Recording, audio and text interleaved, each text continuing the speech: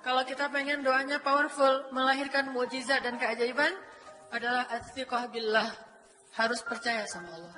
Bahwa Allah subhanahu wa ta'ala itu maha kuasa mengubah apapun yang dia kehendaki. Apa yang Allah ingin pasti terjadi. Wa man lam yasha lam yakun. Kalau Allah nggak pengen, nggak akan terjadi. Sehingga kalau kita ingin menangkap hatinya, mendapatkan hatinya, maka mintalah kepada pemilik hati itu, bukan kepada orang yang sedang diamanahi hati itu. Dia sendiri nggak berkuasa. Hatilah yang menentukan anggota tubuh kita. Sampai kita sendiri nggak berkuasa untuk memerintahkan hati kita. Maka jangan minta kepada si orang yang membawa hati, tapi mintalah kepada pemilik hati, yaitu Allah subhanahu wa ta'ala. Allah gak marah sama sekali. Bahkan ketika kita melakukan dosa, diam-diam di malam hari, tidak ada yang melihat kecuali Allah, kemudian cuma satu malaikat yang mencatat. Allah subhanahu wa ta'ala berbisik kepada malaikat itu, jangan catat dulu, mungkin besok dia akan bertobat.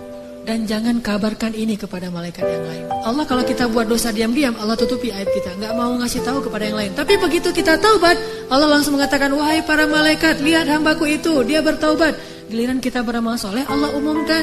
Giliran kita buat dosa, Allah diam aja. Allah kasih masalah buat kita karena Allah pengen banget ngampunin dosa-dosa kita. Allah ngasih kita musibah karena Allah pengen banget ngelihat kita datang menangis, lalu Allah subhanahu wa ta'ala akan menyambut kita dengan kasih sayangnya. Wa asirru qaulakum aw ijharu bih innahu alimun bidzatis sudur. Ini karena kita punya doa sebagai senjata kita. Kalau kita nggak punya harta, nggak apa-apa, kita punya doa.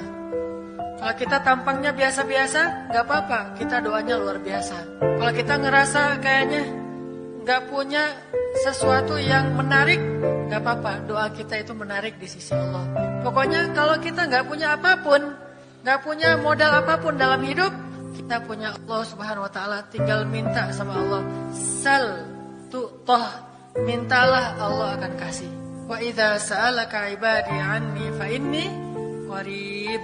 Jadi selama kita masih berdoa kepada Allah, la tayasu, jangan berputus asa.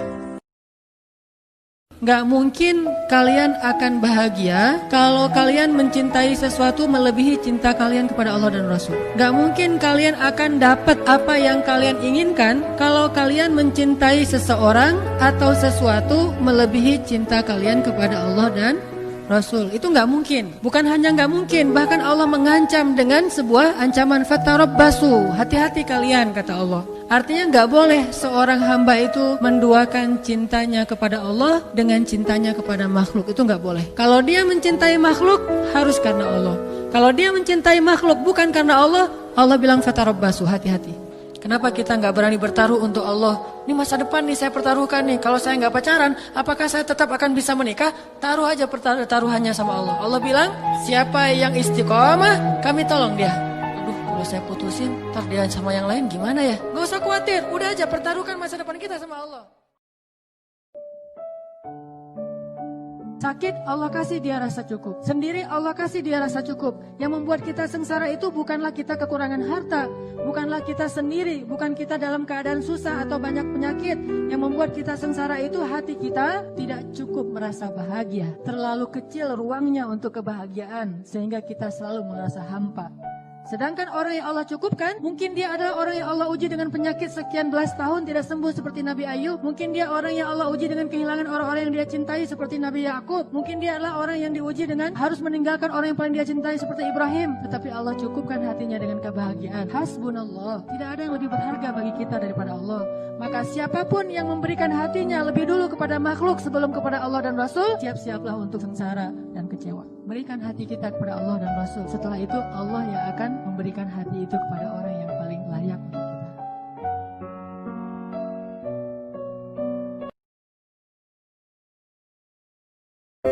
Litaskunu ilaiha wa ja'ala bainakum mawaddatan wa rahmah.